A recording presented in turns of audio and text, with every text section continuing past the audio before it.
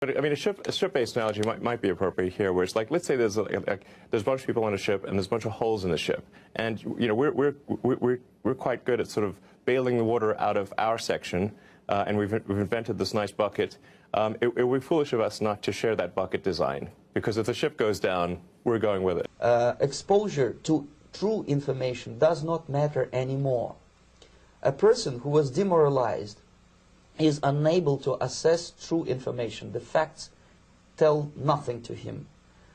Even if I shower him with information, with authentic proof, with documents, with pictures, even if I take him by force to the Soviet Union and show him concentration camp, he will refuse to believe it until he is going to receive a kick in his fat bottom. When a military boot crashes his, then he will understand, but not before that. That's the tragic of the situation of demoralization. A part of that plan, of course, is to induce the gradual surrender of American sovereignty, piece by piece and step by step, to various international organizations, of which the United Nations is the outstanding but far from the only example. Now, here are the aims for the United States. 1, greatly expanded government spending for every conceivable means of getting rid of ever larger sums of American money as wastefully as possible. 2, higher and then much higher taxes. 3, an increasingly unbalanced budget despite the higher taxes. 4, wild inflation of our currency. 5, government controls of prices, wages, and materials, supposedly to combat inflation. 6, greatly increased socialistic controls over every operation of our economy and every activity of our daily lives. This is to be accompanied, naturally and automatically, by a correspondingly huge increase in the size of our bureaucracy and in both the cost and reach of our domestic government. 7, far more centralization of power in Washington and the practical elimination of our state lines.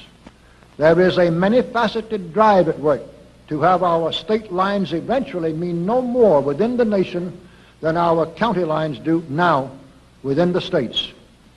8, the steady advance of federal aid to and control over our educational system, leading to complete federalization of our public education.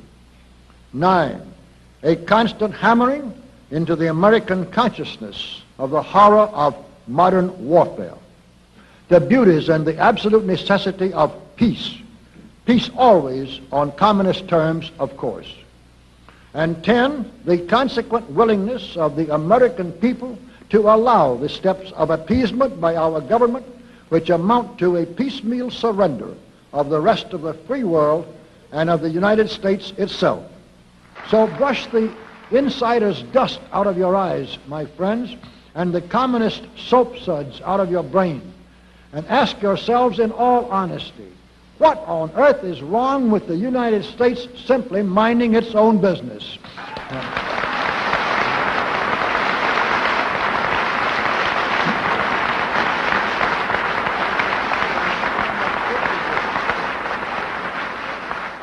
Or with having its foreign policy function primarily for the safety and benefit of the American people.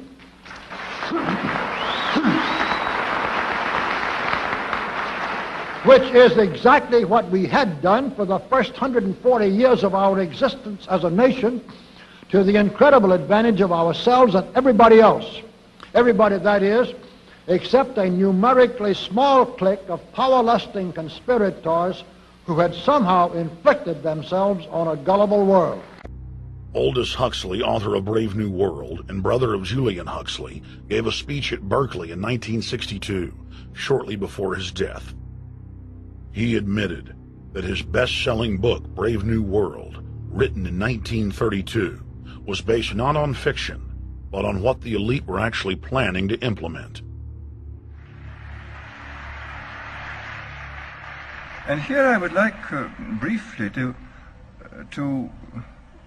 compare the parable of Brave New World with another parable which was put forth more recently in George Orwell's book 1984. I'm inclined to think that the scientific dictatorships of the future, and I think there are going to be scientific dictatorships in many parts of the world, will be probably a good deal nearer to the Brave New World pattern than to the 1984 pattern. They will be a good deal nearer, not because of any humanitarian qualms in the scientific dictators, but simply because the Brave New World pattern is probably a good deal more efficient than the other. Your leftists in United States, all these professors and all these beautiful civil rights defenders, they are instrumental in the process of the subversion only to destabilize the nation. When their job is completed, they are not needed anymore. They know too much. Some of them, when they get disillusioned, when they see that Marxist-Leninists come to power, obviously they get offended. They think that they will come to power. That will never happen, of course. They will be lined up against the wall and shot. But they may turn into the most bitter enemies of Marxist-Leninists when they come to power. And that's what happened in Nicaragua. You remember most of these former Marxist-Leninists were either put to prison or one of them split, and now he's working against Sandinistas. It happened in Grenada when Maurice Bishop was already a Marxist. He was executed by a new Marxist who was more Marxist than this Marxist. Same happened in Afghanistan when first there was Taraki, he was killed by Amin, then Amin was killed by Babrak Karmal with the help of KGB. Same happened in Bangladesh when Mujibur Rahman, very pro-Soviet leftist, was assassinated by his own Marxist-Leninist military comrades. It's the same pattern everywhere. But if you can get people to consent to the state of affairs in which they are living, the state of servitude, the state of being, well, it seems to me that the nature of the ultimate revolution with which we are now faced is precisely this, that we are in process of developing a whole series of techniques which will enable the controlling oligarchy, who have always existed and presumably always will exist, to get people actually to love their servitude. People can be made to enjoy a state of affairs which, by any decent standard, they ought not to enjoy. And these methods, I think, are a real refinement on the older methods of terror, because they combine methods of terror with methods of acceptance. But then there are various other methods which one can think of. There is, for example, the pharmacological method. This was one of the things I talked about in Brave New World.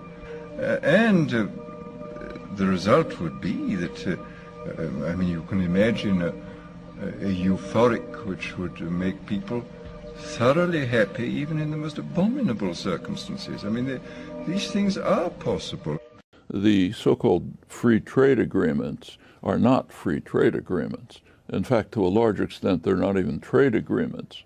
These are investor right agreements. There's a reason why they're kept secret from the public. And as soon as you look at them, you see why. Notice I say secret from the public, not secret. They're not kept secret. They're not secret to the corporate lawyers and lobbyists who are writing the detailed regulations, of course, in the interests of their constituents, doesn't happen to be the public of the world or their own countries. So these are highly protectionist for the benefit of private power, so-called intellectual property rights, effectively raise tariffs. They're called patents, but which have an enormous impact on economies, great, wonderful for pharmaceutical and media conglomerates and others. Investors, corporations, are given the right to sue governments, something you and I can't do, but a corporation can, to sue governments for harming their future potentially future profits.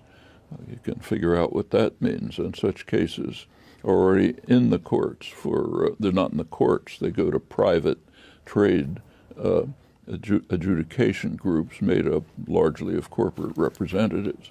They're already going on with NAFTA, and we can expect more of them. There are provisions that undermine efforts at regulation, including, incidentally, regulation of environmental dangers. And rather strikingly, the phrase climate change does not appear in these 280 pages, which are illustrative of the whole structure.